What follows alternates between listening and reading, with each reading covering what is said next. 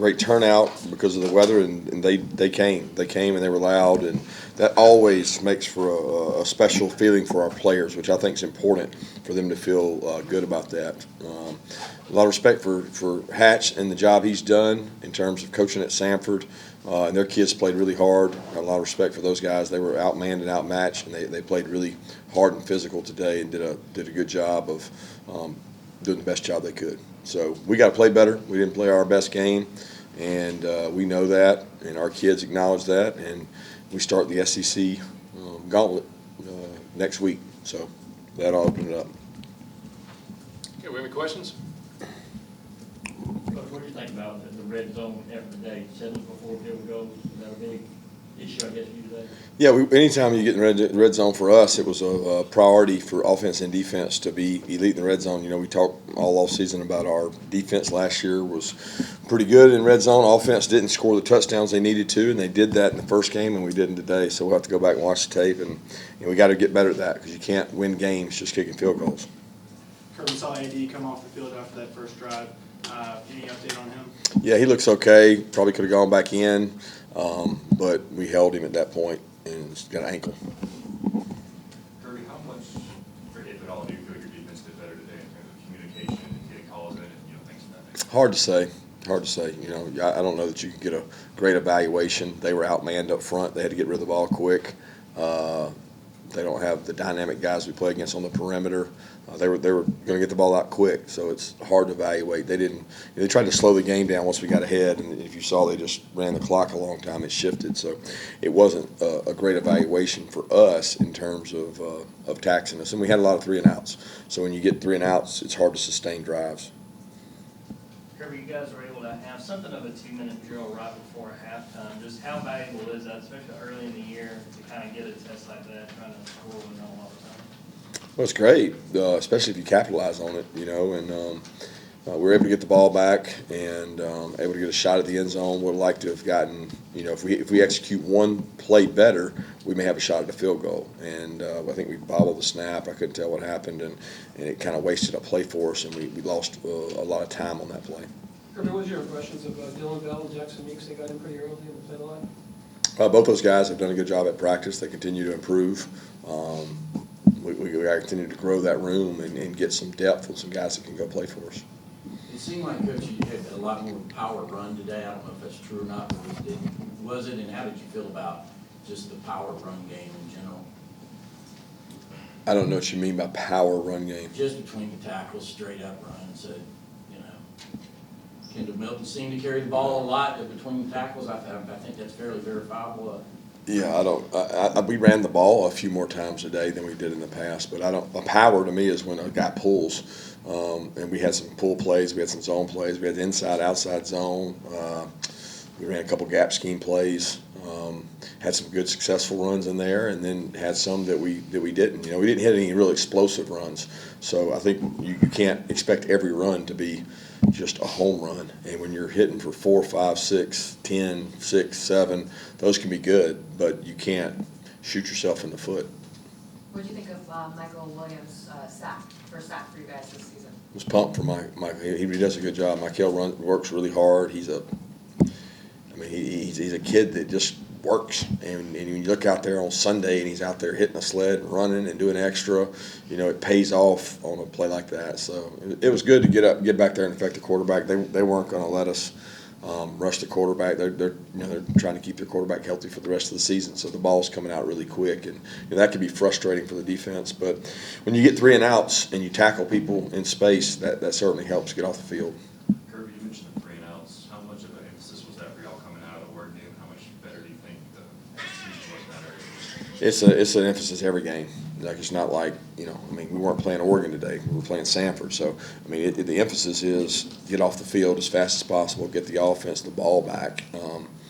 We executed well, but they were outmanned. Can you explain what went into the conversation or the thought process of having 12 minutes in the fourth quarter between the both coaches? When did you guys have that conversation about kind of shortening it? Didn't really talk about it. He reached out to one of our staff members, and our staff member reached out to him. So it was something he asked about, and I got respect and want to be fair to his players. So that conversation really stays between me and Hatch.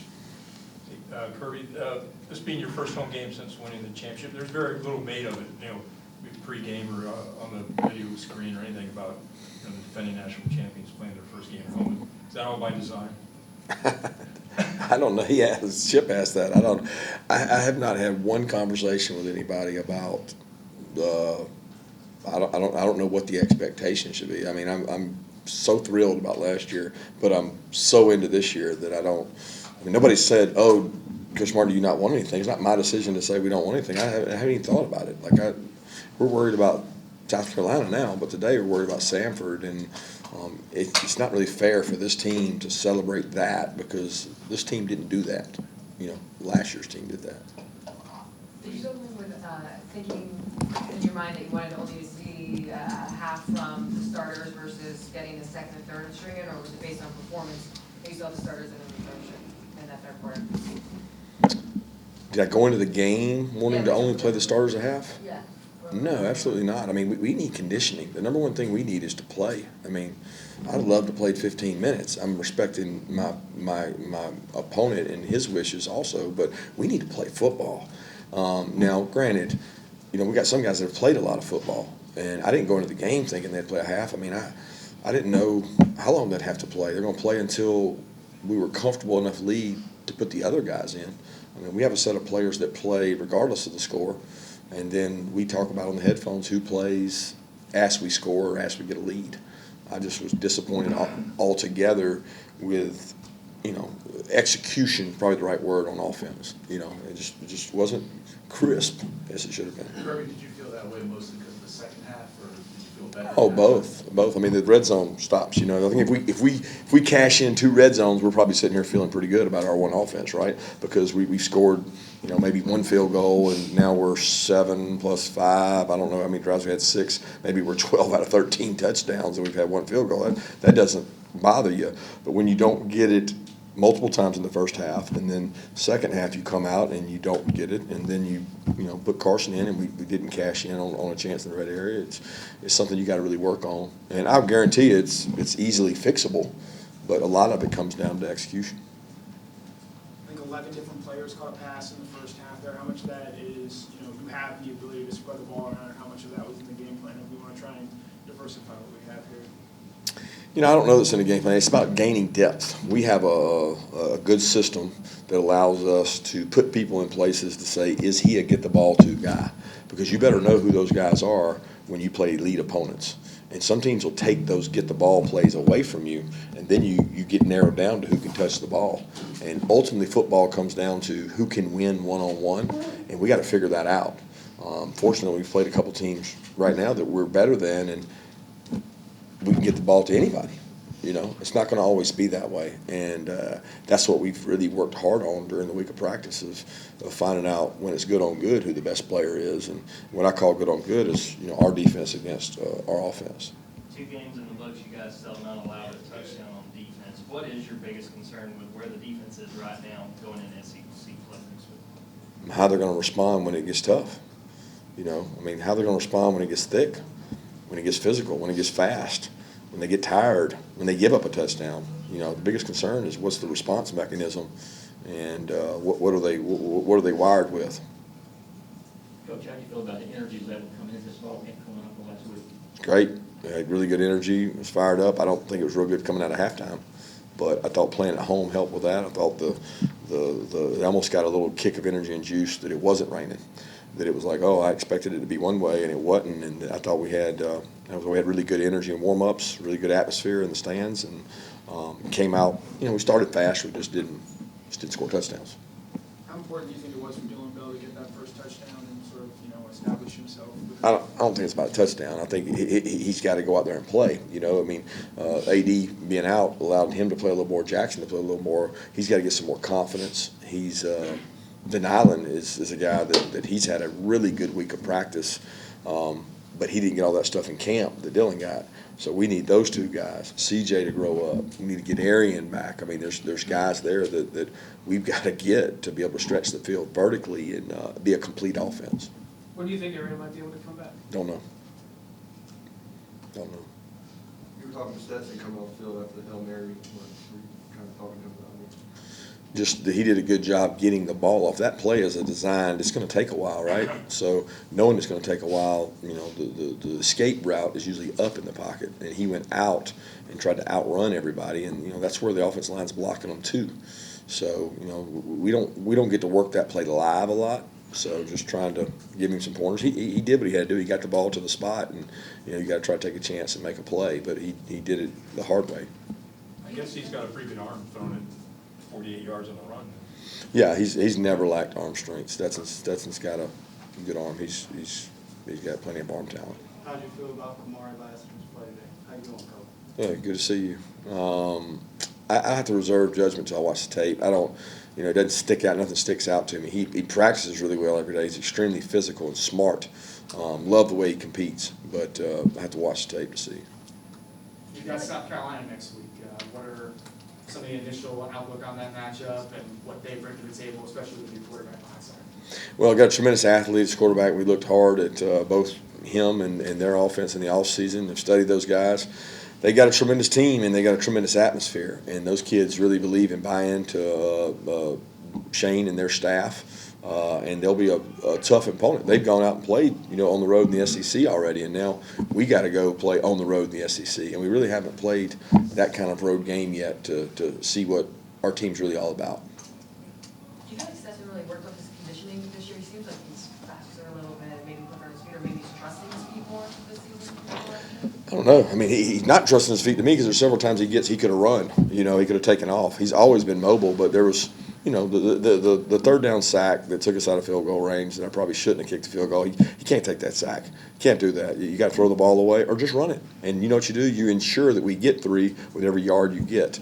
So the decisions to run it probably have been less for him, and he's made some throws. You know, he made the throw to Ladd on the run across the field, made a nice throw. So, you know, those are things that we can always second guess, and it's easy for me to sit up here and second guess. He's got to be the guy up there playing quarterback, but we need him to protect the ball and make good decisions.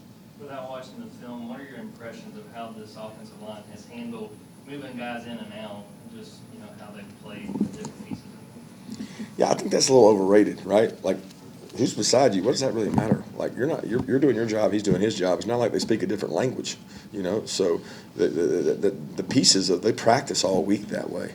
I think it gives us more stamina, more depth, more ability to go fast. But at the end of the day, there better not be much difference in the guys. If you're playing them all, you better play the best ones when it matters most. Coach, I think at the very end, I got in my head, 10 true freshmen on defense at one time against A. Have you ever recalled that before, and B, just to give those guys reps, you know, all the true freshmen, all the inexperienced guys reps, and these first 2 games, how valuable was that for them? Well, it's great, but I you know, I'll be honest with you, I hope they don't have to play, because that means somebody else can't play. We want to get them better. We want to grow and develop them. It's a great opportunity for them. And what they usually realize is that they're not ready. And when you turn the tape on, they watch it, and they can't believe they did what they did. And there's a certain number of snaps that every freshman has to take before they can execute at a high level. And we're just trying to speed that process up. You got a chance to talk to Darnell Washington afterward. He talked about just how he loved the physical nature of football, whether it's catching it or running it. What have you seen from him in these early couple of games? What do you see for him in the future? Well, I've seen through camp an extremely physical blocker. Now, he really hasn't got to display that much. He got to display it a little more today, but he hasn't got to really showcase that talent. He is a physical, really good blocker and a really big target, and he's practiced really well. He's done a good job.